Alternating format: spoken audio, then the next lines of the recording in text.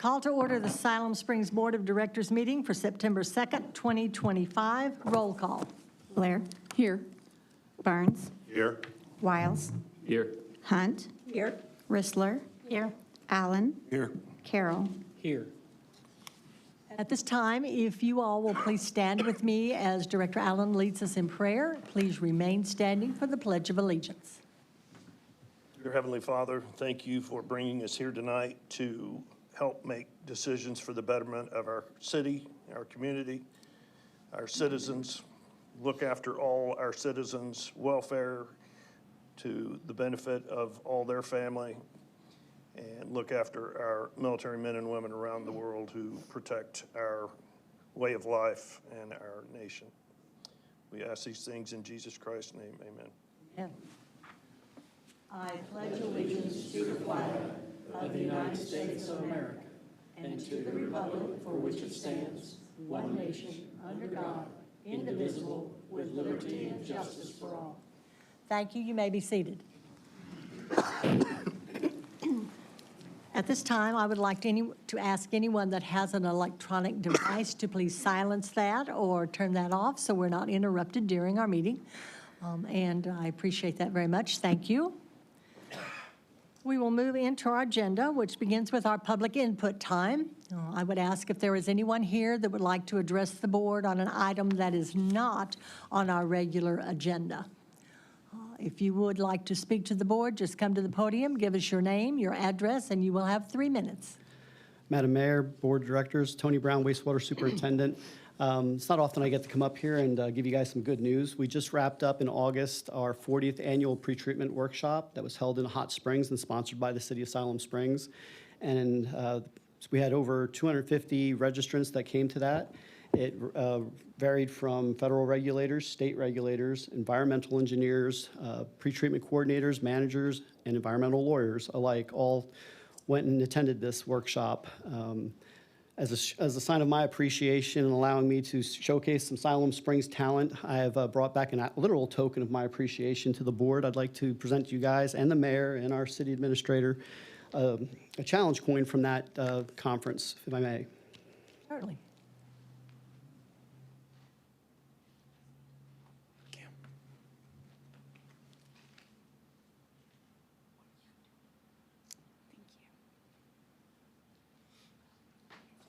Thank you, Tony.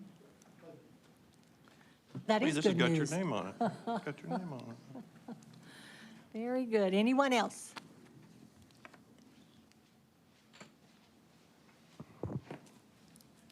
Rebecca Wyatt, 1109 East Jewel Street. We wanted to thank Megan Thomas for her hard work, and she's not here tonight. She said it would be her last meeting. Is she not coming? Chris? Megan is not here tonight. She is out sick. Oh, well, we'll have you pass the flowers along to her. She's worked so hard for us. Thank you. Thank you, Rebecca. Is there anyone else? If not, is there anyone here that would like to address the board on an item that is on our consent agenda tonight? There is not, so with that, we will move into the consent agenda. Item A, regular meeting minutes for August 19th, 2025. Item B, Memorandum of Understanding, Siloam Springs School District, School Resource Officers, Police Department for $322,093.12. Item C, Budget Amendment, Fire Department, Station 3 Bay Doors, $15,895. D, Budget Amendment, Public Works, Water Treatment Plant, SCADA repair, $10,000. E, Resolution 35-25, authorize the rate of property tax for 2025 to be collected in 2026. And that is our consent agenda. Directors, is there any item that you would like to have pulled for separate consideration? Madam Mayor, Yes, David. I don't wish to have anything pulled. I just want to explain for the audience that letter B, the school resource officer contract, and the authorization of the rate of property tax are things we do every year. They are standard. And of course, we value the PD working with our school district to protect our children. And I know a lot of the school resource officers take their job very, very seriously, and we appreciate them a great deal. And then the other two are just budget amendments, but I just wanted them to know that these are standard, regular things. Absolutely. Thank And our you, property David. tax is not going up. Thank you, David. Anyone else? If not, do I have a motion to approve the consent agenda as presented? So moved. Moved. Second. We have a motion and a second to approve. Roll call. Burns, Yes. Wiles, Yes. Hunt, Yes. Rissler, Yes. Allen, Yes. Carroll, Yes. Blair. Yes. Motion to approve is passed. So with that, we will go to our May financials. Christina? A copy of the May financials was included in the agenda, and if you have any questions, please direct those to either Kim Williams or myself. Thanks. Thank you, ma'am. Directors, any questions for Christina at this time? There is not, so we will move into our regular agenda. I have been asked, because of the length of some of the ordinances and things that we are going to be looking at tonight, if we could possibly move the Resolution 37-25 to this time, which would be before we go into the ordinances. So I would like to ask directors if if you approve that, I would accept a voice vote of A if you say yes, nay if you say no. So those of you who are in favor of that, To move it up. to move it up, yes. Do I have a voice vote for that? Yes. Okay, anyone nay? Aye. Aye, that Well- works. Well, aren't we supposed to vote aye to move it up? Yes, Okay. that's right. So, all right, so we will move to Resolution 37-25, which is waive competitive bidding, hail damages, and I believe, Arminta, you are presenting this, is that correct? Thank you, Madam Mayor, board members. What we're doing is wanting to waiver the bidding process in order to get the hail damage fixed on the police units and two community development vehicles and a Parks and Rec vehicle. Some of them sustained quite a bit of damage, and so we're needing to do the bid process, but we'd like to waiver it so that we can get Northwest Arkansas Dents and Dings in. They will come to our facility. I will provide them a space, and they will do the repairs in-house. And they have assured me that the worst vehicle will take them no more than 4 days. I have a total of 18 vehicles for them to fix. A lot of cars. How many? 18 total. That's not that bad relative to how many vehicles we have. Well, that's the ones that's over that needs a purchase request to do.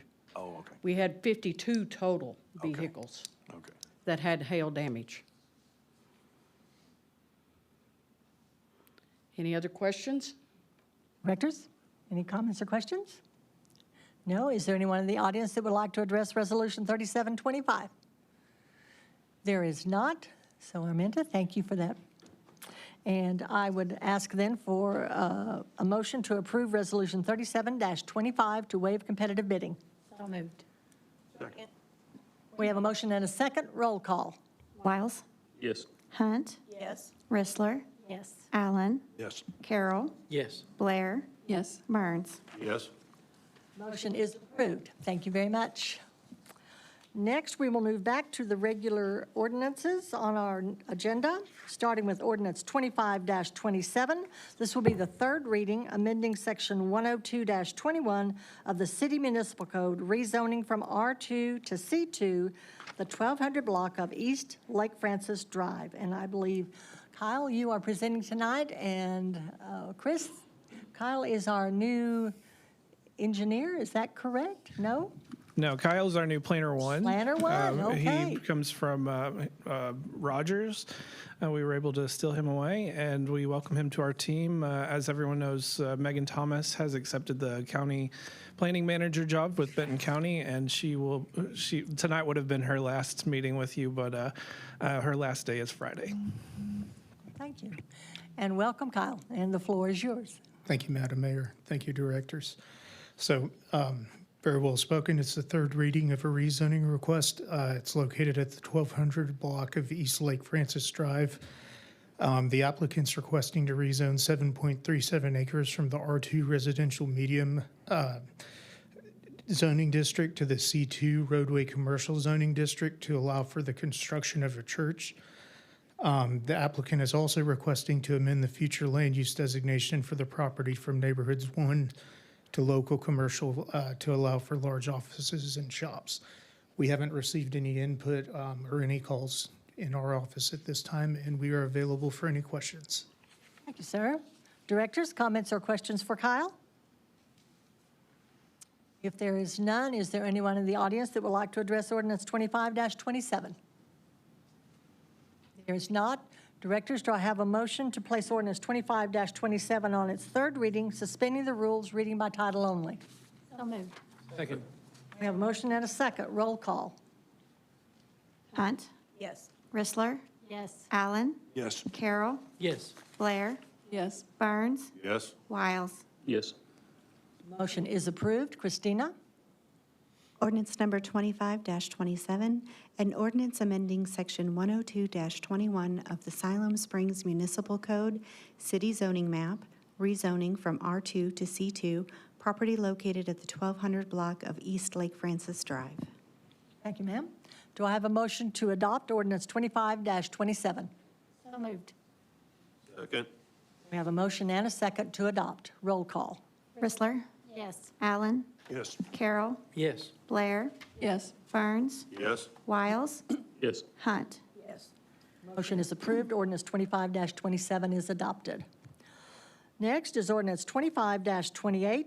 This will be the first reading, amending section 102-21 of the City Municipal Code, rezoning from R2 to GI 103 South Holly Street. Ben? Yes, thank you, Madam Mayor, members of the board, Ben Rhodes, Senior Planner. So before you, you have a rezoning at 103 South Holly Street. This is going from R2 single family to the proposed GI institutional zone. Includes 3 lots, 6 to 8 of the Blackwell subdivision, consisting of 1.77 acres. And with this, there's no future land use map amendment needed. Here is the future land use map. You can see that's shown in the yellow shading is the neighborhood 1 designation. And as you can see in the top under the appropriate uses, school, civic, and recreational uses are considered very appropriate. So the proposed GI zone district does align with the designation under schools use as a special land use. Just some facts about this. We have the applicant is John Brown University, and they did recently acquire the property for student housing and the existing single-family home structure, which I believe is, I'll circle right there. Additional development of the site is possible, but there's no plans at this time as to what that would be. Neighborhood does primary function as residential with institutional uses mixed in. Of course, you have Oak Hill Cemetery, which is institutional use right at the corner there. And of course, the university itself is just a stone's throw to the north of the site. Staff finds and the Planning Commission that that this rezoning meets the minimum requirements of the GI zone and is compliant with the guidance of the future land use map. And we're available for any of your questions. Thank you. Thank you, Ben. Directors, comments or questions? If not, is there anyone in the audience that would like to address ordinance 25-28? Yes, ma'am. Please come to the podium, give us your name and your address, and you will have 3 minutes, and then, sir, you will be able to come up.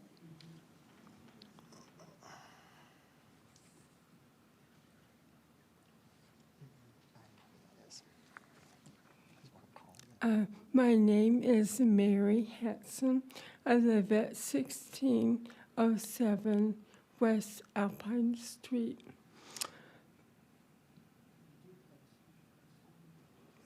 And I guess I'm a bit emotional about this, but anyway, our property, it backs up to this rezoning property bought by JBU. So my primary input would be a concern for privacy if it were to be student housing, especially if there were two-story townhouses put in. Possible noise level with students there. Our preference on that side of the street, neighbors to the left and right of us, would be that there would be built something that would be one story and possibly classes or offices. JBU has other property, like on Holly Place and on Dogwood, where they could put housing for students. So anyway, that's our main input for the neighborhood. Thank you, Mary.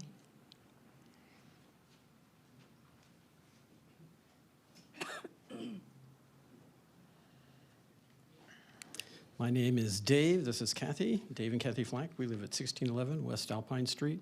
Our property also butts up against this property. We're asking that it not be rezoned. We are in a residential area right now.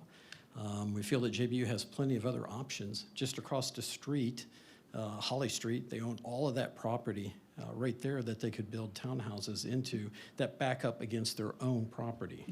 My concern with any building on this is that it's going to be right up against us. The knots, I mean, it looks big here, but if you're talking about townhouses and 2 stories, you can imagine if this was your property and you woke up one morning and then right up next to your backyard is a 2-story townhouse. And we call them townhouses if that's really what's coming in here, but it's really moving, apartments up close to a residential area. We've been there since 1986. Our house was built for us there. And one of the reasons that we moved there was the quiet neighborhood that we were in and the neighborhoods around us. And we're just feeling that if it gets rezoned, it gives JBU a lot of flexibility to do a number of things that they could do there that really would destroy a lot of our way of life that we have now in this neighborhood, because it's a cul-de-sac and it's very quiet there. So we'd ask that it would not be rezoned. They have plenty of property at other places that they could build. And again, like I said, just across the street off of West Central, they own all that land there. And it wouldn't affect our neighborhoods because it's just not what goes across the bottom. You also have houses that come up the ravine. So there's about 7, 8 houses in there that would be facing whatever JBU plans to do with that. I just want to say that we are not anti-college students. We love JBU and we love what it brings to our community. I think for us, it's that we're residents in a residential community and we value our neighborhood and the privacy and what we've built there as neighbors. And the reality is college students change that. And not that we don't love college students, because we really do. But we would just ask you to consider our neighborhood. We have people who want to know when houses open up on West Alpine Street because they know the value of that place. And so also I would say we have traffic concerns. Holly Street is getting busier and busier. And I think with, if you noticed on the map, it's actually a driveway, a cul-de-sac sort of driveway. There's really no street that, the students or whatever would it's a driveway, it's not a street. And so I just wonder the impact on Holly Street, which is getting so busy right now. So anyway, we ask you to consider leaving it as is, a residential neighborhood, that maybe that property would be more houses and more families and more neighbors and that kind of thing. So we thank you for hearing our opinion. Thank you both. Anyone else? Yes, ma'am. Hello, I'm Kim Hadley. I'm Executive Vice President at John Brown University. There's been a lot of focus on future use for this property, and we don't have one.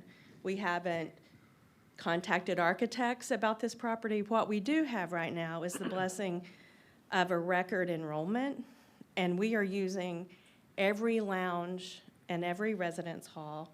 We've turned it into 4-person rooms. And this house came open just as right before we were rolling into fall enrollment. And currently, under the current zoning, we can only have 4 women in that in that home. And in other homes that we own that are zoned GI, we can put 10 in that space because that's equal to what we have in our regular residence halls. So the reason we're asking for it to be rezoned is so that we could have this fall had 10 women in that home instead of 4 and not have them in lounges that aren't really rooms, that we're calling rooms in the residence halls. So that's why we're currently asking for it to be rezoned. We don't know in the future. We do have land, and we would consider if we were gonna do things like apartments or townhomes, we would consider all of our land. But we haven't contacted an architect about this or anything. We would just love to be able to put 10 women in it, and we didn't. We abided by the current zoning this fall. And at some point, it might have 10 men. Right now, there's 4 women. We would either do women or men, but we would love to be able to use it to the extent that we use other homes that we own in that same area. Thank you. Thank you. Is there anyone else?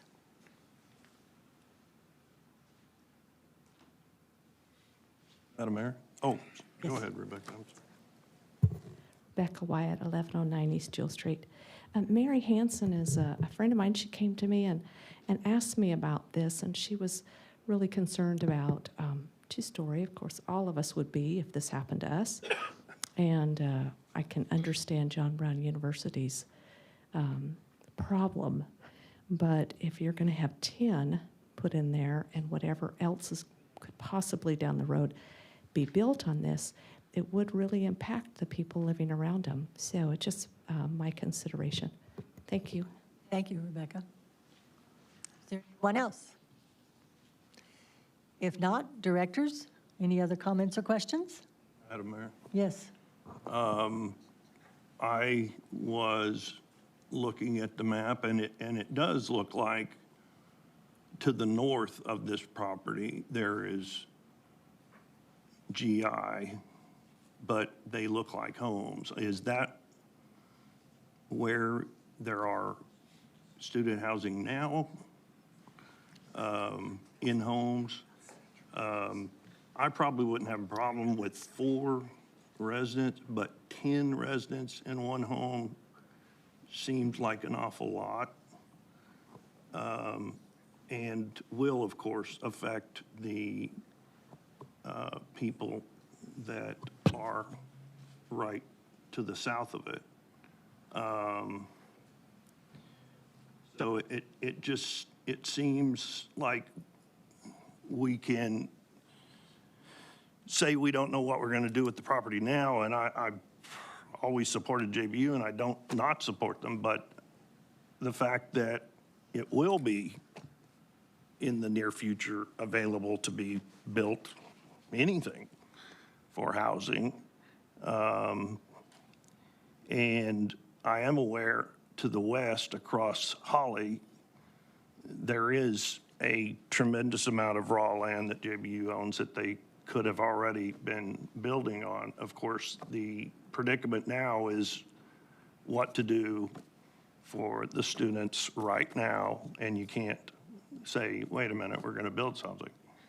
But if it's because of record enrollment, at some point, you may have to say, we can't take any more enrollment because we don't have enough housing. And so to come back now, and I was confused when I read this because it says Michael and Farina Brown were making this zoning change on behalf of John Brown University. And my question is, well, do they work for John Brown? No, they apparently own the property. So I was a little betwixt between on that, but I understand that it's all contingent upon the property changing hands for housing. But upon listening to residents that are going to be affected, I have a hard time affecting individuals, citizens that are affected by massive change to their neighborhood, especially ones who have lived for a long time in one location. So I've got a problem with this after hearing the concerns of the citizens. Thank you, David. Yes, Lisa? We have to invite you to speak, so I was going to invite you to speak, Kim. Is that okay? Sure.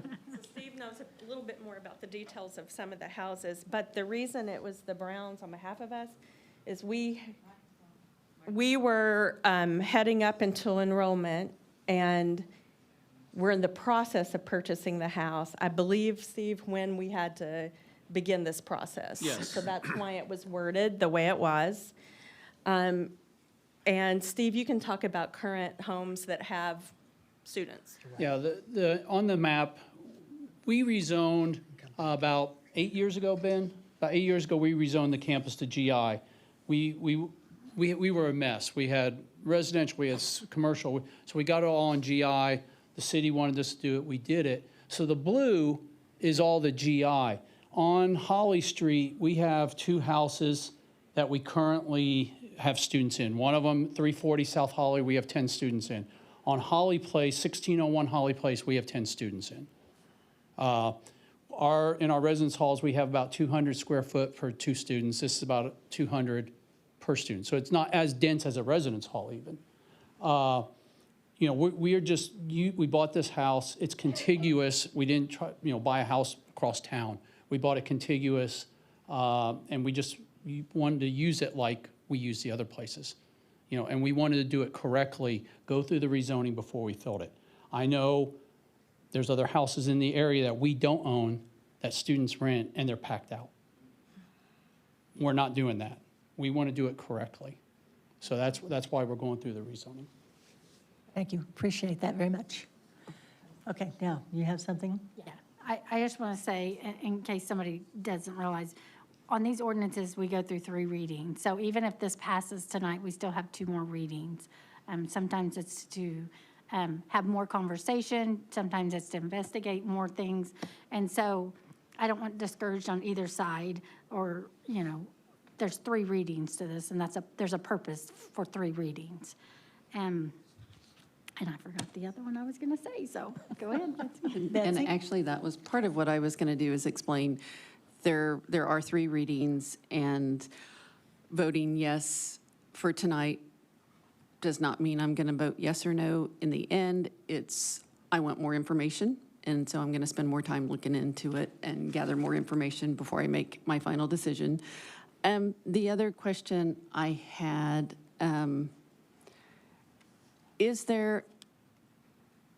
sometimes there are special use waivers, there's this, there's that.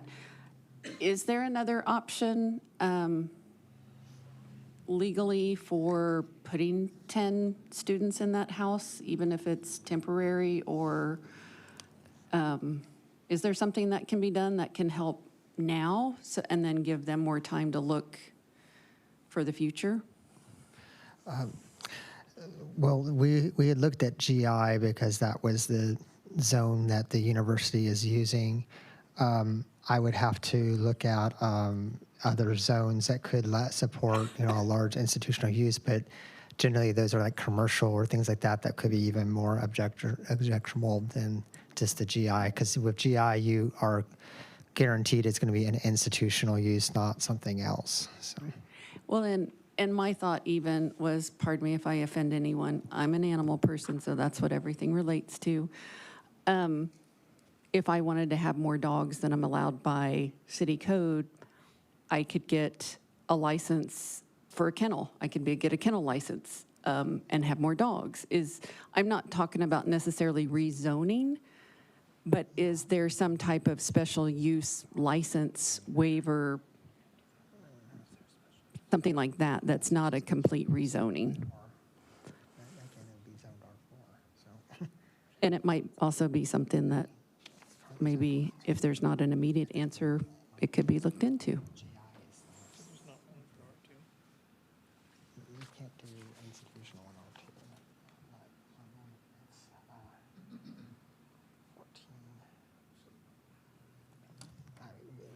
Madam Mayor, Yes, Chris. it looks like that the closest residential zoning that would be R4, which is still a higher density by itself, but in the R2, it does not appear that a special use permit option is available for that use.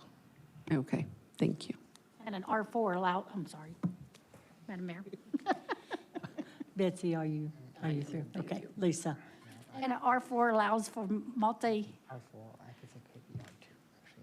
and an R4 allows for the apartment buildings and stuff like that? That's correct. Okay.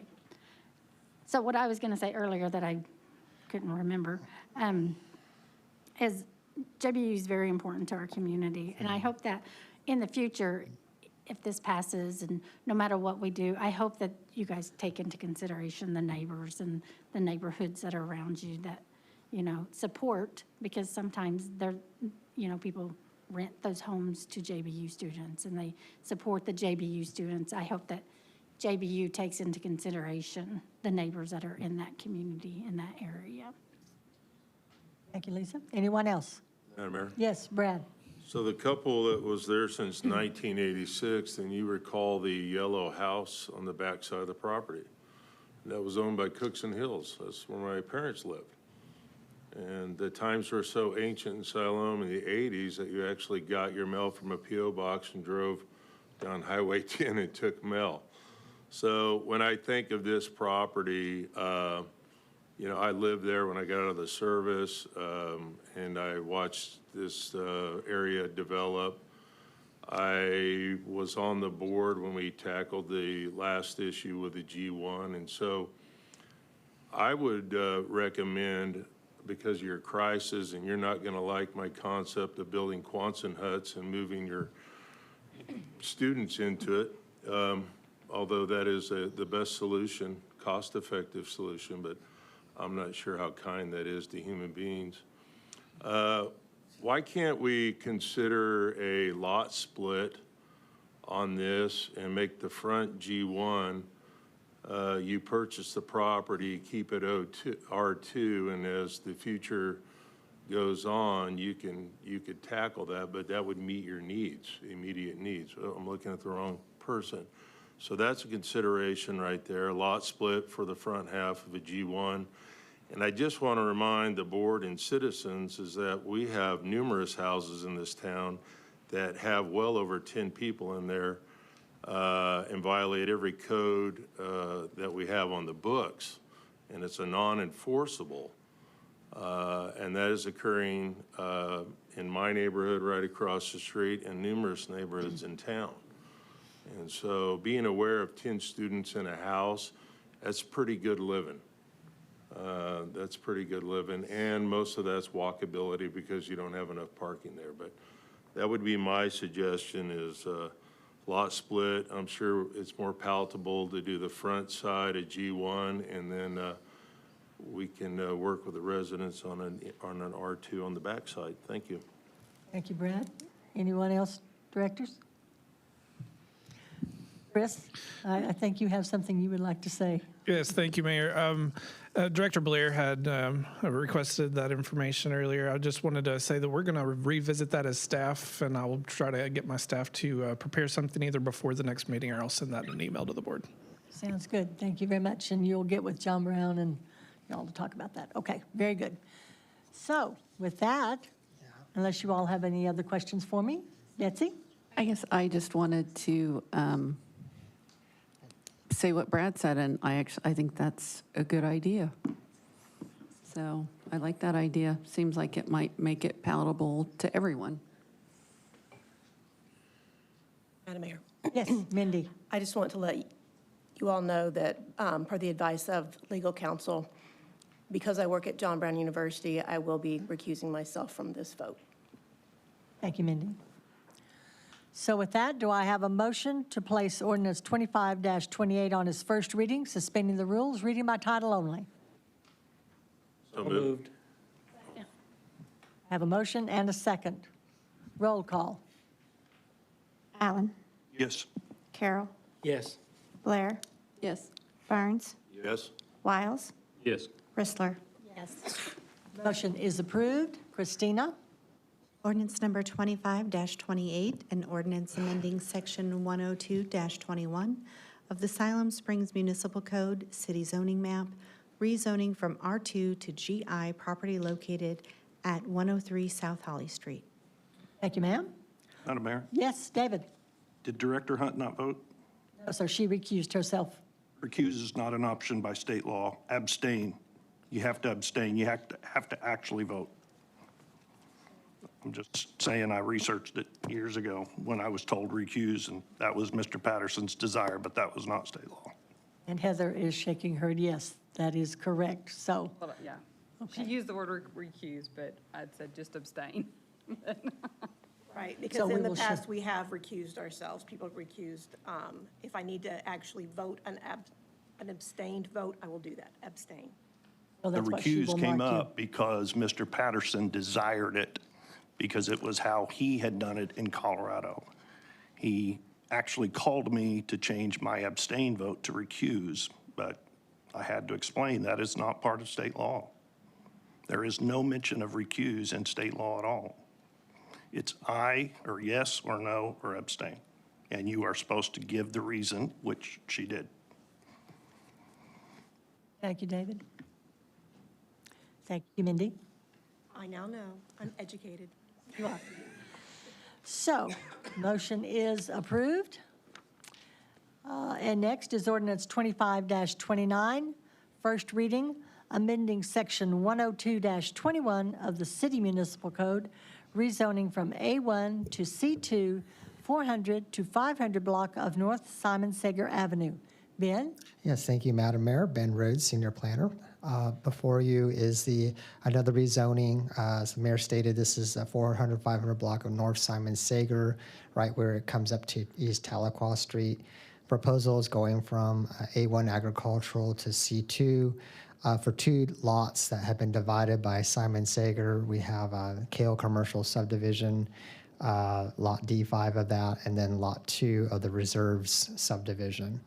With this one, there is a future land use map needed for the change from mixed use to regional commercial. So here you see that future land use map. It is shown in this teal color, which is the mixed use centers. But because of C2, that can accommodate smaller offices and shops, but it also is appropriate for regional commercial uses such as like a Lowe's or another big box store, which wouldn't really necessarily fit within the mixed use centers. So with that, they are requesting to change the future land use map to regional commercial, which is 2 clicks down below would be that darker red color, which you do see it abuts on the south side of that regional commercial use. Here you see a layout of the proposal. You have, again, an east lot and a west lot. Rezoning is needed to market these properties for sales. With that, there's not any development plans known by city staff at this time for anything particular on these properties. C2 just was considered as the best fit for the area, given the existing regional commercial land use, particularly to the south of this area. Sites are currently vacant, accessible from Simon Sager as well as from Tahlequah Street. And the neighborhood does primarily function as an emerging commercial corridor that is supportive of regional commercial uses and scaling, and lots that they are basically ideally set up for that type of use. So staff finds that the rezoning meets the minimum requirements of C2 zoning, but with a future land use map amendment required to regional commercial. And the Planning Commission looked at this and they are recommending approval with the land use map amendment. And we're available for any of your questions. Thank you. Thank you, Ben. Directors, comments or questions? Madam Mayor? Yes. Ben, is the reserves to the south of that, is that permit expired? I believe it's still active. Yep. And then you're going to hear a recurring theme from me, and Mr. Homeyer is going to appreciate it, but these areas here, on that end, that's what was referred to at one point as Mudflat Creek. And if you follow Mudflat, UTS 1 site, years ago we put a dam in, and it's a contributory to the headwaters of Sager Creek. And so my question is, when we change this to C2, because I'm all about changing the future land use map. I want to be clear about that. So I support the change. I'm concerned, do we have a responsibility to DEQ when it comes to building on these wetland areas and build them up? That's a question mark. I do not know that. Madam Mayor, Yes, Chris. we don't have an engineer present, but I played one for a while. I have over 10 years of experience as a stormwater manager for a previous municipality. Yes, whenever we have wetlands that are designated wetlands, we do have requirements that will be fulfilled as parts of our drainage criteria manual requirements. We'll also have to verify and protect the wetlands that cannot be delineated. So that'll be a part of the drainage report and the study that'll go into the engineering portion of the development phase.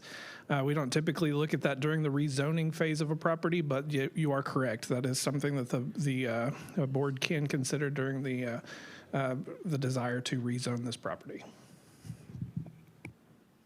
Anyone else? Madam Mayor? Yes, To Mindy. follow up on that, yeah, I drove by that area the other day, and it was pretty much looked like a swamp at the time. This was after some rain, so hopefully there will be something that can be done. But also, related to what Director Burns said, I did notice that, this does not match what the future land use map plan says, and that staff is supportive of changing that.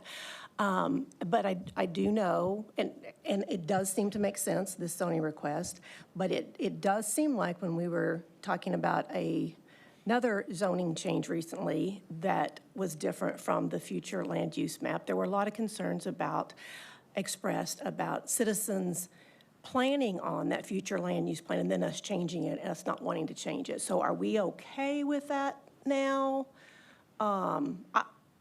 I was okay with it before. I think sometimes particular plans warrant needing to change that future land use map. That's why I was okay with the change that we were doing before. But I remember comments even from board members about how it would be changing what our citizens had agreed upon. So are we okay with that now?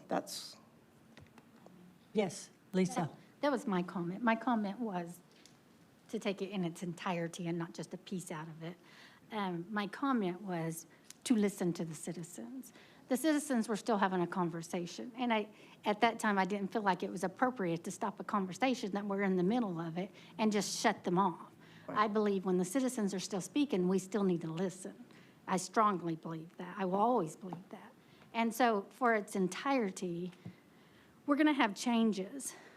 But that's what that comment was about. It wasn't that we're not going to ever change, because we will change. But it's about listening to the citizens. And Madam Mayor, and that comment was related to the citizens. And so that's what I'm really getting at. Is this going to cause a problem with citizens, or is it a little bit different kind of situation? I think it probably does help that from the very beginning we're getting staff's recommendation for it, whereas before staff wasn't initially approving of what was planned, but then came around and decided that. So I just wanted to be clear on that myself. I've not heard anything that's opposed to this, but I just want to be clear from what I'm. Thank you, Mindy. Yes. I think Lisa. it's a case by case. I think, again, it roots back to listening to the citizens, and it is going to be a case by case. So I don't think anyone was demanding we don't ever change. I think they just was saying, let's take into consideration what this change does. And we have to take it on an individual basis. Anyone else? If not, is there anyone in the audience that would like to speak to ordinance 25-29?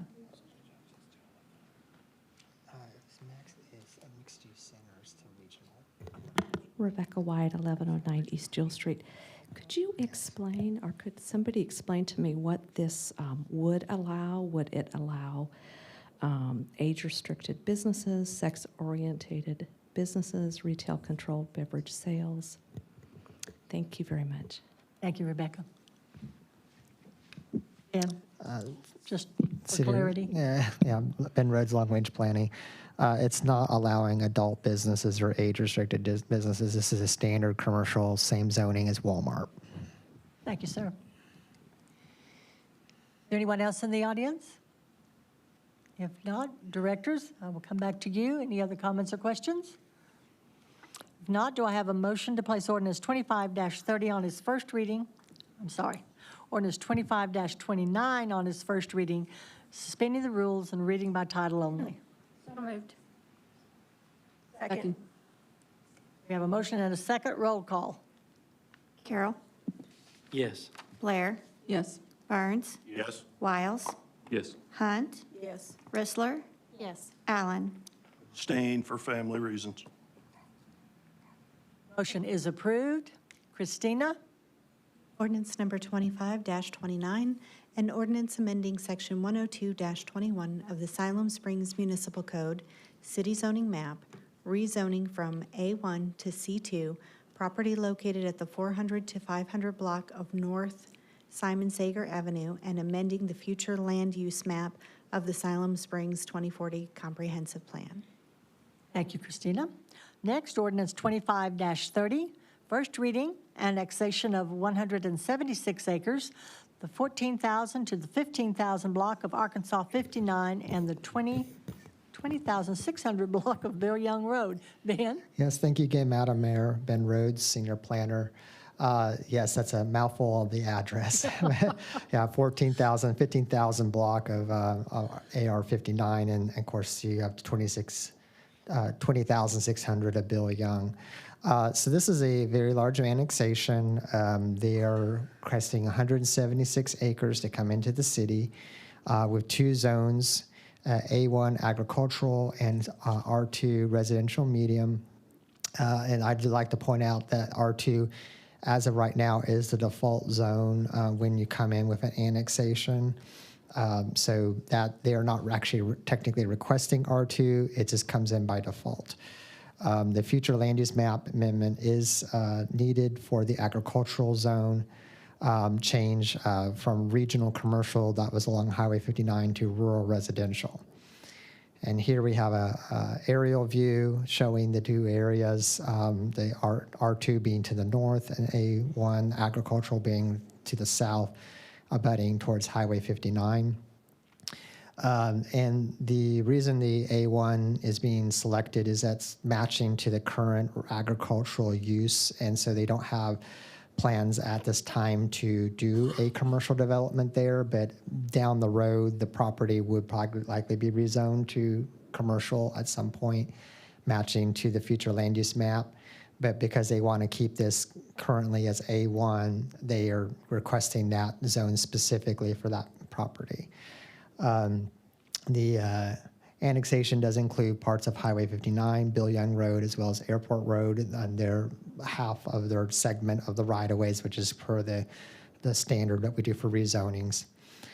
We have not received any plans as of right now for any development on any of the parcels.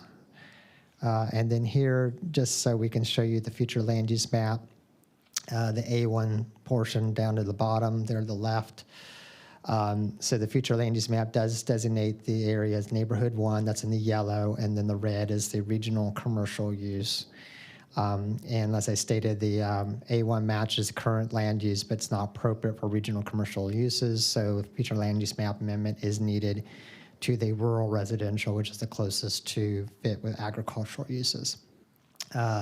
As I stated earlier, the long-term plan is to eventually develop that property commercial, but there's just nothing in the works at this particular moment. Staff finds the proposal is consistent with future land use map and with provided that the map is amended as stated. So with that, we're available for any questions. Thank you. Thank you, Ben. Directors, comments or questions? Madam Mayor, Yes, Brad.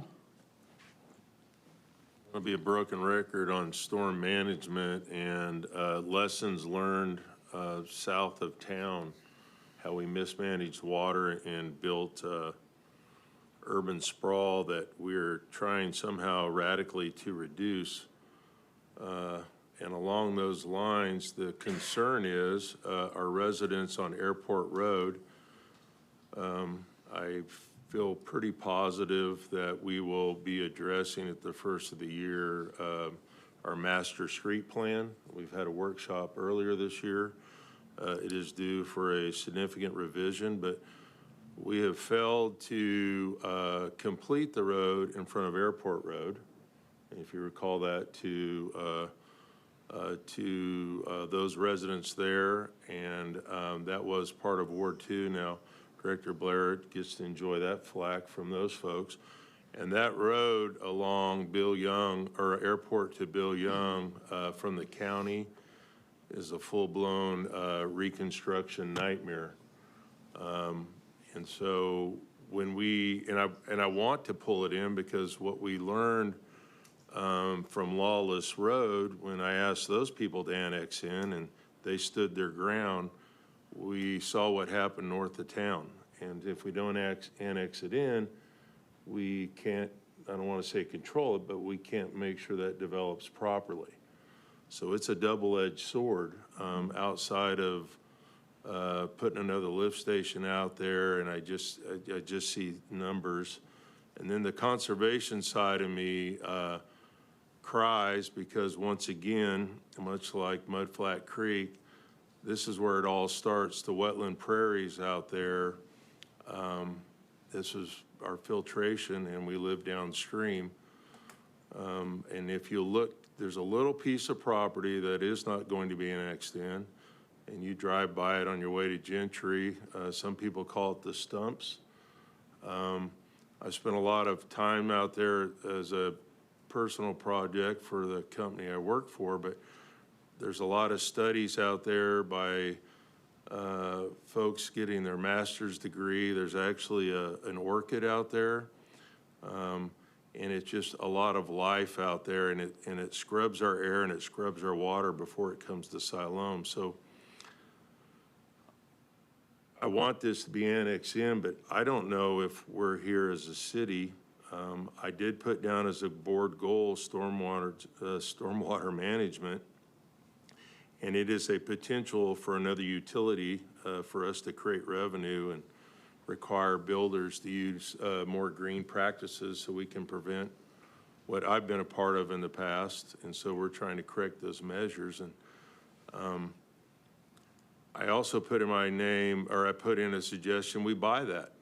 But it was so astronomically high because it locks in the airport, and the airport couldn't extend in the future to receive larger aircraft. And so it's a struggle. I've said all that pretty quick. It's just it's me out loud.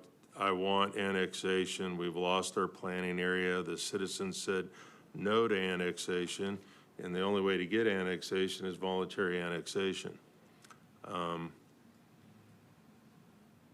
We're going to have to, over the next readings, we're just going to have some reassurances. Maybe the owners and future developers have a vision.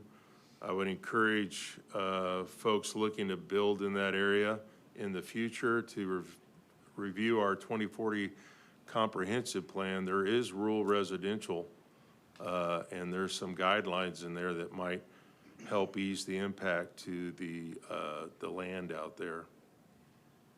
That is all. Thank you. Thank you, Brad. Anyone else? Betsy? The mayor, to build off something Brad said about Airport Road, which the county was set to share that responsibility with us until the annexation thing came up. And now it's back on us But the land, so would that make all of Airport Road ours?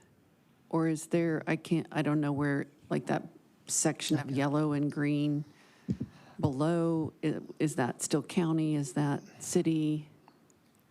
Madam Mayor, yeah, that's county. So it's going to be kind of like Kenwood, where there are parts that were in, parts that are out. So Got it's it. unfortunately not going to be the full street.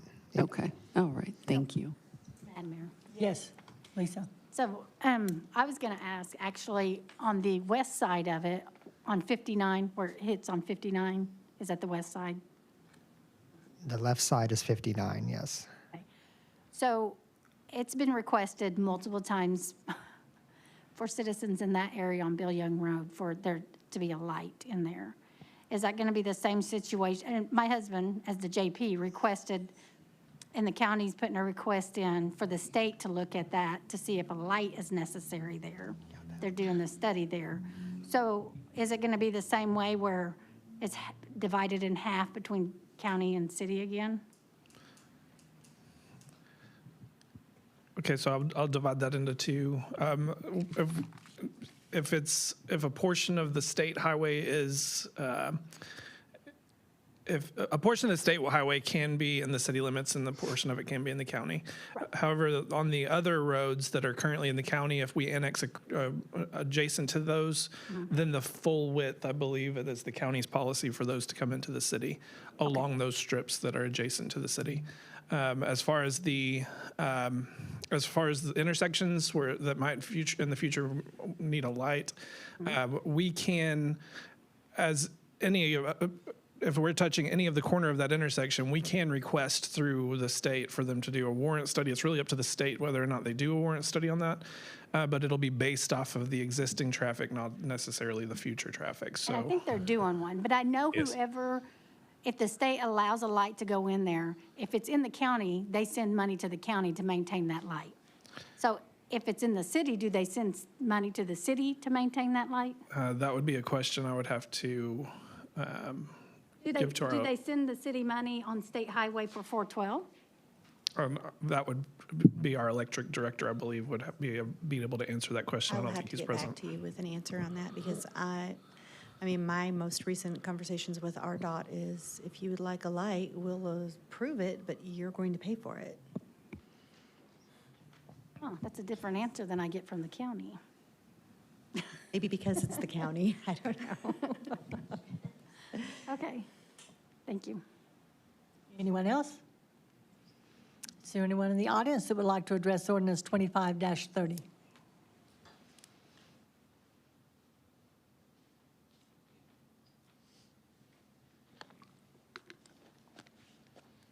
Good evening, Board, Madam Mayor. My name is Steve DeVoe. I live at 15040 Airport Road. Your annexation of Bill Young Road and Airport Road at this time, I believe, is probably a little premature. The city needs to take some steps to, first of all, figure out some drainage issues that are going on around there. I believe you said it best when the city's going to have to step in. We've already got flooding problems. I've got 3 ponds that are keeping the city from being flooded right now. If I take those ponds out, you're really going to have a problem. So at some point, you're going to have to address this. We've been trying to get something done for several years on Airport Road. Bill Young is a mess, especially at the intersection of 59 and 412. You don't own the corner. You're not going to get the corner with that annexation. So if the city's going to try to annex that in, you're going to have to take that other house as well, but it doesn't look like, according to the map, that you're going to do that. So that's going to have to be a county issue. That's all I've got, but you need to rethink about the annexation. Thank Can I you, ask a Steve. question? What house was he referring to? Steve? Can you tell us which house you were talking We're about saying at the the corner of city's Bill not gonna Young and? Get That is at the corner of 412 and 59 and Bill Young Road. the house that's on the east side of that, of the light. It's on the west side of 59, or excuse me, the east side of 59, the south side of Bill Young Road, right there at that corner. That land was just sold and acquired by a different person. Well, I thought it, yeah. Yep. Thank you. Thank you, sir. Anyone else in the audience? If not, oh, Ron, come on up. If he Ron has to. Holmeyer, Civil Engineering, 701 Southbound Olive Street. I think I've got an answer on the county maintenance. They do not get paid by the state to maintain traffic lights either. The county has to take care of that, just like the city takes care of traffic lights. And that would be in the county at this point.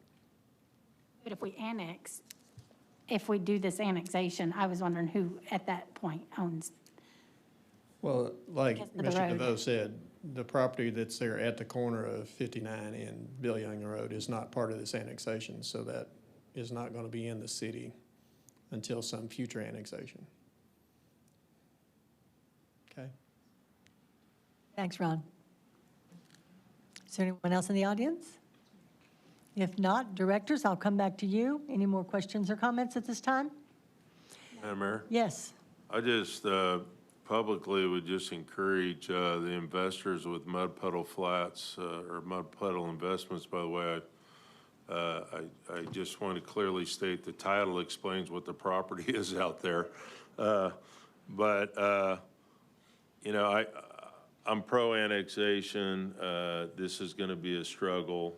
And if they are going to do some development out there, our cost sharing on their end is going to be significant. But there is a lot of capital in Northwest Arkansas right now, and we could have an investor that solves all these problems. I don't want to rule it out. But I would just encourage somebody to show up. I'm about the development, but we're going to need a little bit more information brought to the table, what that vision plan is out there before, you know, we can bite that bullet. Thank you. Thank you, Brad. Lisa? I agree with Brad, but I would like to see that, this is a hard decision, but on top of that, I would like to see us take into consideration and doing something for Airport Road, because it has been a conversation for a long time, and so I hope this brings up the conversation again. Thank you, ma'am. Madam Mayor? Yes, David? I've just got a question for staff on the pages that actually have the proposed annex tract 1 and tract 2. The gray line shaded areas actually looks like it crosses over a smidge across 412. Does part of the property actually go onto the west side of 412? I'm looking at this page here.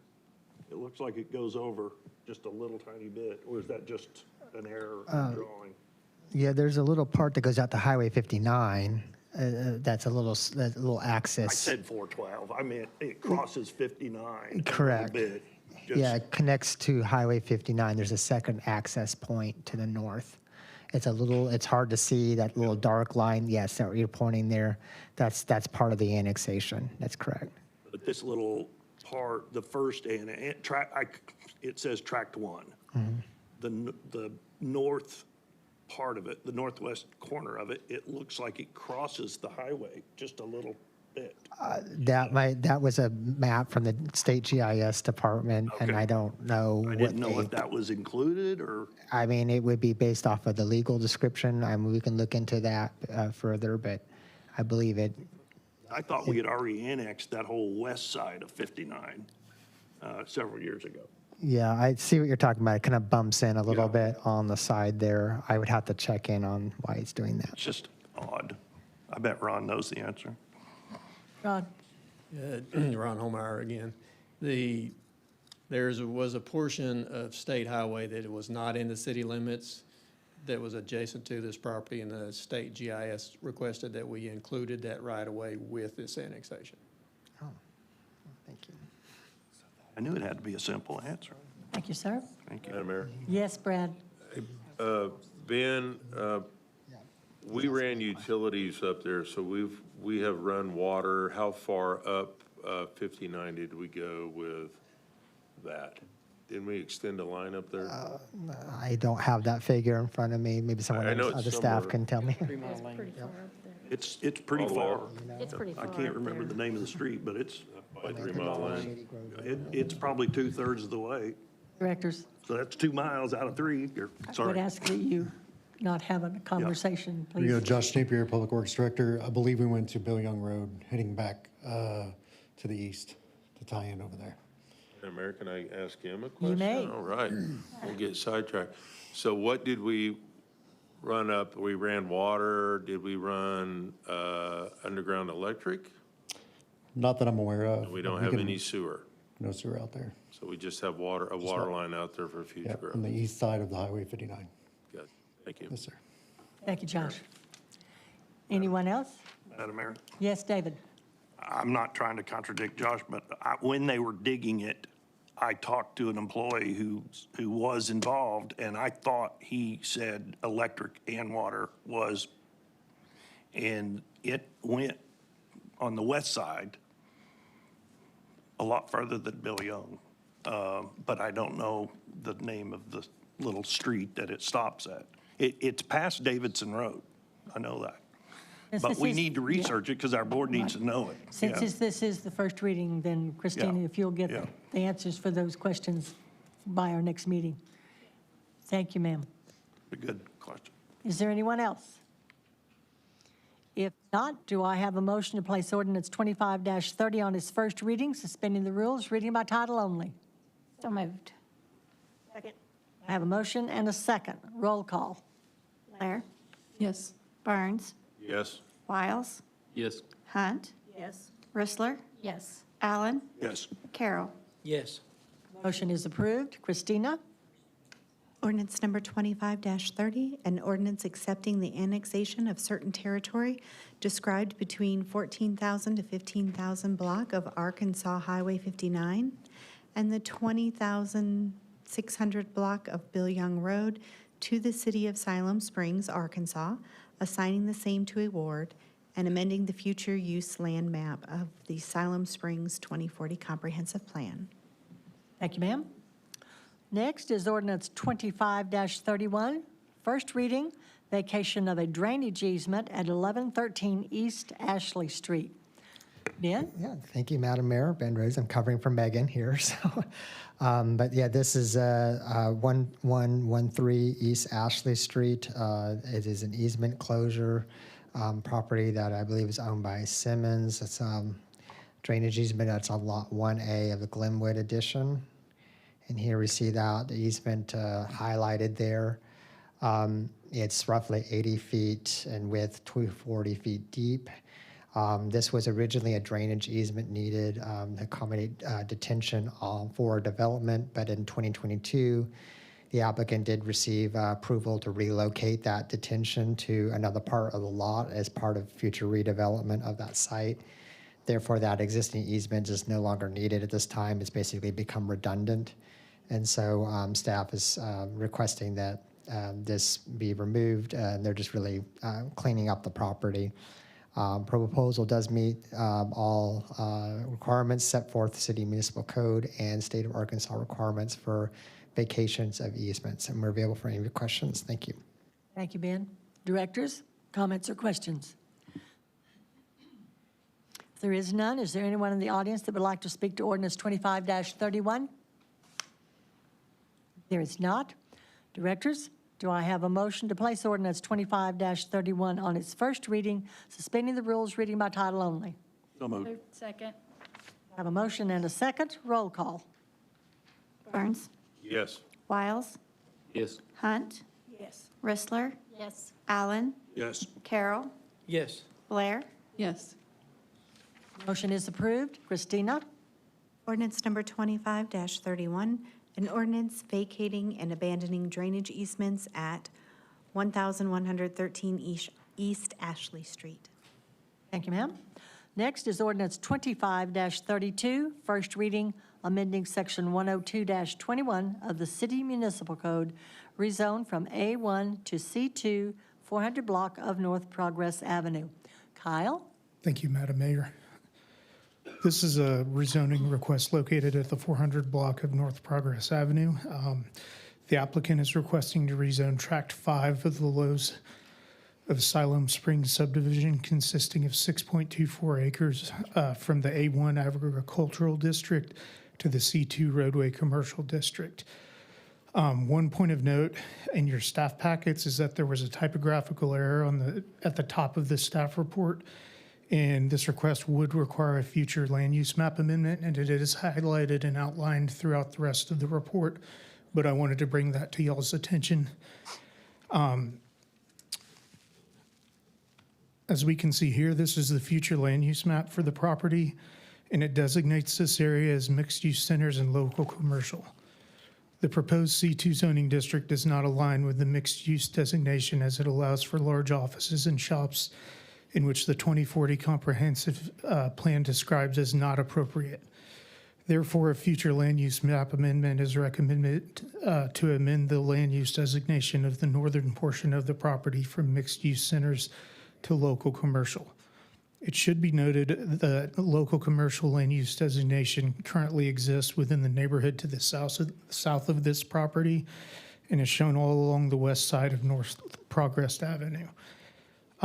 Currently, the site is vacant, as you can see here from the aerial. The neighborhood primarily functions as a commercial and institutional corridor with a variety of land uses existing and emerging that are in line with the proposal. For our staff findings, we find that the rezoning meets the minimum lot requirements of Z2 zoning, and it's consistent with the commercial and institutional neighborhood context and character. Additionally, the proposal does not align with the future land use designation, as we mentioned earlier. Therefore, a future land use map amendment would be needed. Staff have not received any calls or correspondence on this request, and we're available for any questions that you may have. Thank you, sir. Directors, comments or questions? Madam Mayor? Yes, Brad. I'm going to be a broken record. This is number 3 as we rezone, and I support future let's just call it FLUME and have fun with acronyms. But once again, as we rezone next to these waterways, it wasn't long ago where the city came in and trapped beaver because it was backing up the water, if we recall that, right? And that's a little secret that we have, but I believe, I feel greatly encouraged with Chris and his staff that we are going to, in 2026, address stormwater management as these sites develop and as we rezone and the city changes. So I am encouraged by that, but I just want to make everybody aware that building next to upstream that affects us downstream requires change outside of zoning. Thank you. Thank you, Brad. Anyone else? Not, is there anyone in the audience that would like to address ordinance 25-32? If not, directors, do I have a motion to place ordinance 25-32 on its first reading, suspending the rules, reading by title only? So moved. Second. I have a motion and a second. Roll call. Wiles. Yes. Hunt. Yes. Rissler. Yes. Allen. Abstain for family reasons. Carroll. Yes. Blair. Yes. Barnes. Yes. Motion is approved. Christina? Ordinance number 25-32, an ordinance amending section 102-21 of the Siloam Springs Municipal Code, city zoning map, rezoning from A1 to C2, property located at the 400 block of North Progress Avenue, and amending the future land use map of the Siloam Springs 2040 Comprehensive Plan. You. Next is a resolution, Resolution 36-25, Special Use Development Permit for 350 North Progress Avenue, Stock Tank Liquor. Yes, Ben? thank you, Madam Mayor. We're at 350 North Progress, so we're just a little bit to the further south of the last rezoning project, just to get you guys oriented where we're talking about. Property is Zone C2, and what this special use is requesting is that they allow use unit 24, which is the retail controlled beverage sales, to be within a C2 roadway commercial district. The proposal is to relocate an existing store, which is a stock tank liquor store, which is in an existing shopping center, to a new building that's currently under construction north of the site. Here you see and outlined in red the location of that. If you guys go out there, you'll see a building that's under construction right now. That would be the intended location for the future store. Special use was triggered by the applicant's desire to obtain permission to move into this building that's under construction. The existing store presently is located in the shopping center that's just south of the site, and it's been in operation there for roughly about 13 months or so. The proposed use appears to be compatible with the surrounding area and will include screening. Part of the construction was to make sure that there was screening on the west side because where that butts to the existing residential home. There's also quite a bit of vegetation right there that helps block the screening as well. Staff finds that this special use request as presented does meet the minimum requirements and is consistent with the surrounding existing commercial uses in the neighborhood. And a planning commission did review this, and they are recommending approval, and we're available for any questions. Thank you. Thank you, Ben. Directors, comments or questions? Not, is there anyone in the audience that would like to address Resolution 36-25?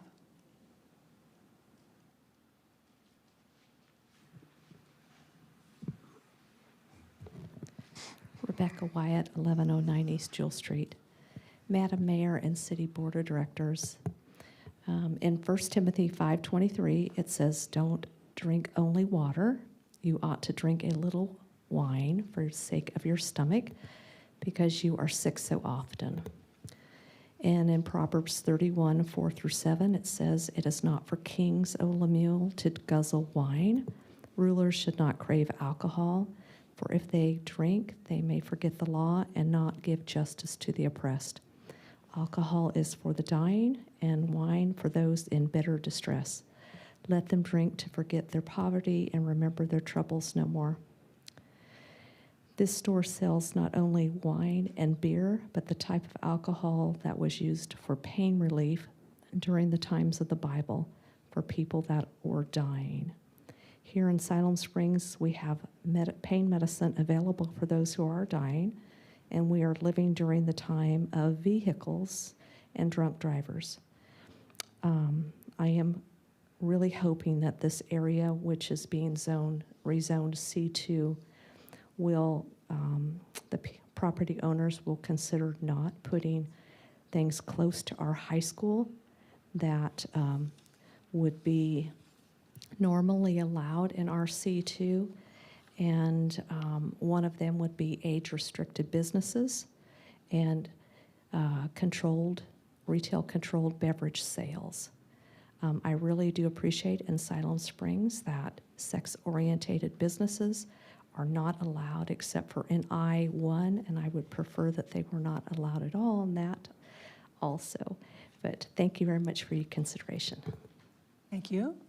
Is there anyone else?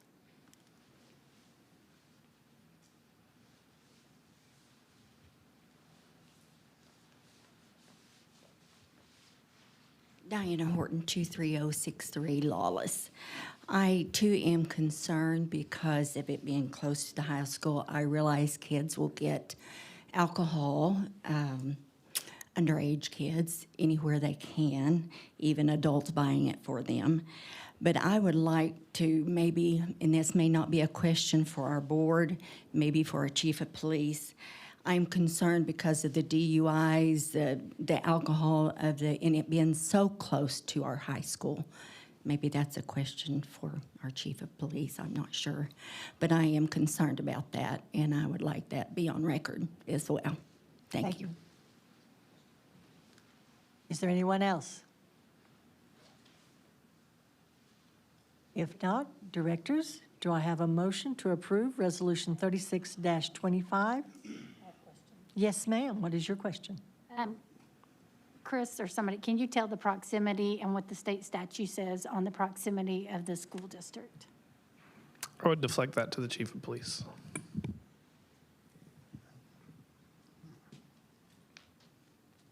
I apologize. I didn't know if that was a police question or a planning question. Madam Mayor, members of the board, Scott Miller, Chief of Police. It's 1,000 feet. And what's this, it's, Is the what the state application is statute. about 1,000 feet, or the state statute is 1,000 feet? State statute is 1,000 feet, and I believe that location is outside of the 1,000 feet. We don't know how It is far. currently where just adjacent to where the stock tank liquor is operating right now. Yeah, that But it's statute- closer to the high school, even though it's across, sorry. That statute number is 34206, if you. 34206, okay. I thought I saw the distance. Mindy, just Oh, a no, moment. I'm sorry, I didn't want to. Go ahead. Are you through? No, I just wanted to say, it's, sometimes as Christians, we're asked to vote on things that it's hard to vote on, and you know that what you believe and what's good for your household is not always the same for every household. But the Bible does say, follow the law of the land. And state statute says that it's the 1,000 feet. And so they're staying within state law. And so, Thank you. Mindy? Well, I was just kind of mumbling to myself. I thought I had seen the number of feet in the staff memo that it was, but now I'm not finding it. Was that not in there somewhere, Ben? I'm sorry, I didn't catch your question. Can you please repeat that? Okay, for reference, the Siloam Springs High School the Siloam Springs High School is approximately 1,850 feet to the north of the commercial building. So almost twice as far as the required by state. That's requirement. correct, yeah. Okay. I knew I'd seen that somewhere, I just couldn't remember where. Weren't we still on public comment? No, there was no one else came forward. So, Well, this gentleman kept holding his hand up several times. oh, sorry, Okay. absolutely, I'm sorry. I did not see your hand. Yeah, my name's Jeff Stokes. I'm actually the owner of Stock Tank Liquor. We are well within the state regulations for where this store is supposed to be. I will add to you, this store is moving approximately 75 feet from where it's currently operating. So as far as any new impact, I can't really fathom anything being different by moving literally across the parking lot from where we're at. So that, I just wanted to point that out.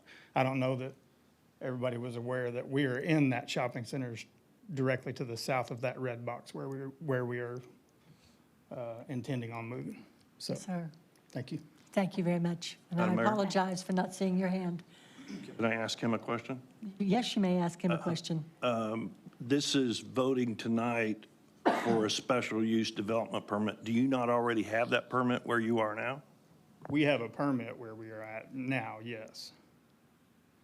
So anytime you move, you have to get a new special use development permit, is that right? Apparently, that's. Madam Mayor. Yes. Well, hang on, I'm still talking. Did we previously vote on this special use development permit for where you're located now? No. Why not? That's a good question. I don't have the answer to that. When we moved to this, I followed what the city told me I was supposed to do, which was, to go through the state process, it's basically the same thing. You still have to post the property, you have to send out mailers. The only difference is the comments don't go to you guys, they go to the state. We did do that on that piece of property. Because the state requires that, and the state will require that on this as well. I just haven't done that yet because we're nowhere even close to ready to go. Building, yeah. As far as why we didn't do that on this property, I was not advised by the city to do that. I was not, Ben, you may be able to answer that better than I was, but I was not required to apply for a special use permit at this shopping center. I appreciate it, thank you. Anything else, David? No. Okay, that's- and Chris, you have a comment on that? I do. The site should have received a special use permit. It was a staff error that was issued a business license, and the special use permit was not issued at this location. That was discovered during the request to get licensing and permitting at the new location, and that has been addressed at a staff level, and we have put additional measures in place to make sure that that doesn't happen again in the future. Thank you, Sarah. Lisa, anything else? Well, that answers my question, because I was wondering, is it because you're renting now and you're getting ready to own? But that answers my question, because you're going to be renting across the street, right? I'm, You seen it? do I need to state my name again? Yes, please. Jeff Stokes. I don't live in the city limits. I guess I have a Siloam address. I'm just in the county. So I'm a partial owner in the property Oh, okay. that we are moving to. But you're not But a partial where I'm- owner? No, not Oh, where I'm okay. at right now. I thought maybe The- that was the difference, but you're saying there was an error made. Right. Okay. Yeah.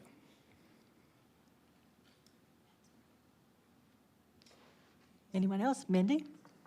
Yes, I just want to say I appreciate Director Ritzler's comments, and I concur with, just sometimes our decisions are made because we follow the law, and it may or may not necessarily be what we agree with or are comfortable with, but we have to make decisions based on the law. And in this particular case, he's well within the law where he wants to move his store. So, thank you.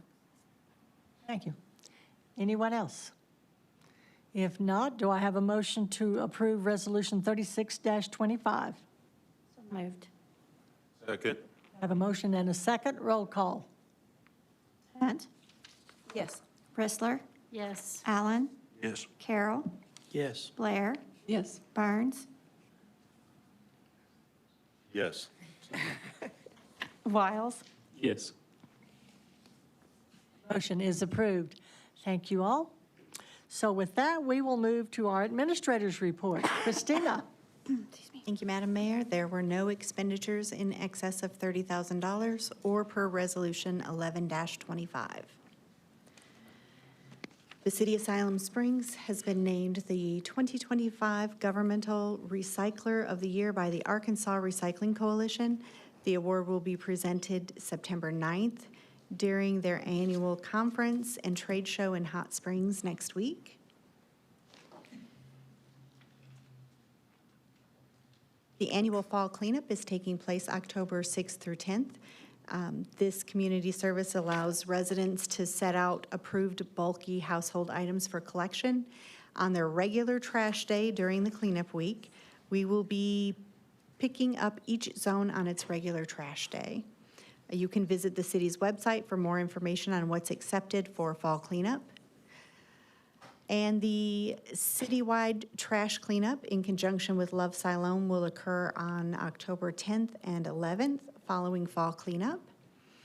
Our recycling crews are swapping out cracked and broken recycle bins for brand-new bins this month. Residents can set their old bin at the curb, and on the appropriate scheduled Friday, we'll replace it. Monday's normal pickup route will leave their bins out this Friday, and the city's website has the full schedule. Upcoming events include Ballet in the Park featuring Ozark Ballet Theater on September 27th at 7 p.m. at the Chautauqua Amphitheater in Memorial Park. And that is all I have for you this evening. Thank you, ma'am. With that, we will move to the director's reports. Mindy, we'll start with you. David, we will end with you, and I will ask that you not ask for an adjournment. Mindy?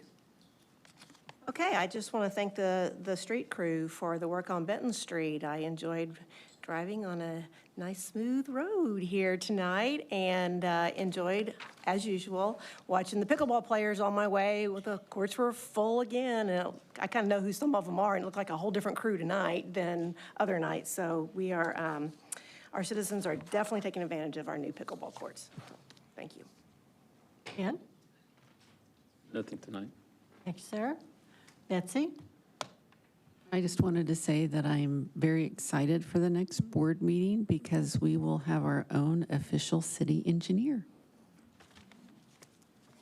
That is exciting for us, isn't it? Yes, it is. Hope he's good with drainage. Lisa? I want to say thank you to the Animal Services Department. This weekend, I got a call about an animal that was close to, it was by Brahms, and it was close to the highway for a potential to be hit. And so somebody took the dog home and housed the dog, but the city, the Animal Control Division worked with this family because they lived outside the city limits, and the animal was returned to their home. A lot of people don't realize that after hours or on holidays, that if you have an animal control issue, you can call the police department and they will help you.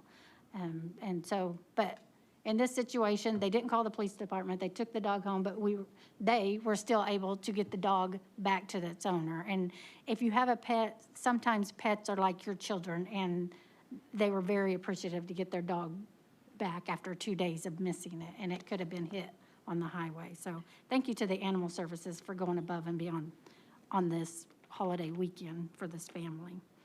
I want to say we'll be looking to fill the city administrator position soon. And as we're looking, I want to say thank you to Christina for stepping up and running the city and doing an amazing job and always being available and always having answers for us and just filling that position, because I know it's not easy. I know it's got to be a hard position to be in. And I also appreciate working with the board of directors. I've had comments, especially after the eggplant, that sometimes it doesn't seem like we get along, but I think we really do care about each other on the, and I want to express that. I appreciate the value of every director and what they bring to the table. And I look forward to, as we work together, finding a city administrator. And I want to say how much I appreciate each and every one of you. Thank you. Thank you, ma'am. Reed? Thank you, Madam Mayor. I'm looking forward to some fall. This is the month that it happens. Tonight, I'd like to just kind of give an appreciation to Stacy Morris, who was part of our Main Street Siloam, the work that she did and the love she had for our community. And the way that Main Street collaborated with our chamber, with our museum, with our city. And it's good to be a part of a town where we can work together to get things done, get them done decently, in order, and at the same time, we can maintain safety for our citizens, and we can continue to call this a good place to be. Thank you, Madam Mayor. Thank you, Reed. Brad? Fourth Friday, and sometimes it's the little things in Siloam, and so if you attended Fourth Friday, and I know Mr. Torres, whatever hat you're wearing tonight, I'm just going to leave you as Randy, was there. But one little thing was happening is city staff on the park side created a water feature. It's cheap. There's a water spigot, and the trommel that takes the water from the splash pad comes down through Chautauqua Park and goes down to Healing Springs. And so they took a garden hose and ran it underneath the grate and put about 3 spigots down there, and the thing filled up with water, and the kids were enjoying it. So as we continue to build upon features, I think you're going to see that one next year. It's going to get cold, we anticipate. And there should be another feature with our Placemakers grant at the bottom for next year. And so there'll be a couple of water features down there, and I think the kids will really enjoy that. And then I'm getting a lot of concerns, and this is both of Randy's hats tonight, is the four-way at 16 in Kenwood. I'm going to give you my professional opinion as a former firefighter with the city of Siloam. If you think 16 and 412 is a death trap, we just opened up another one. I just really would encourage at a state level, and I know we have the ability, because I've talked to Tyler, and we're on the same page on several things, not everything. But if there was ever a need for a roundabout, that is the area that's needed. And I think we'll do the right decision. Dayspring will not have traffic one day. And I guess we all hope and pray that something moves in there, but we will develop more out there. The school will go in out there. And I'm not a fanatic about roundabouts, although I am a little bit. But I've heard the citizens in the past on the East Main project, and they're all legitimate concerns, but sometimes there is a better way to move traffic efficiently and create safety for the future so that we don't create another issue on an intersection. So take that in consideration, whoever might be listening tonight. Thank you. Thank you, Brad. David? Thank you, Madam Mayor. I want to thank Tony Brown for the challenge coin. I want to really thank him for representing the city and having us be the host for the Region 6 Pretreatment Association. This was the 40th anniversary, and it was good to know that we were represented well. I want to thank our department head, Jason and Davis, and especially John Chavez on this Government Recycler of the Year for the State Recycling Coalition. Our recycling has really gone to another level, I believe, thanks to Mr. Chavez, and I think he lives it and breathes it, and you just see the excitement on his face when he talks about it, and I appreciate him and his crew and what we've done. It may not be a huge moneymaker, but it is something that needs to be done. My kids make fun of me for saving plastic bottles, but I say, hey, I'm doing my part to help save the planet. I hear a lot of compliments about our city providing spring cleanup and fall cleanup. A lot of cities don't do it. And it's an important service that we provide. It's not something we have to do. It's something that is chosen and has been for decades.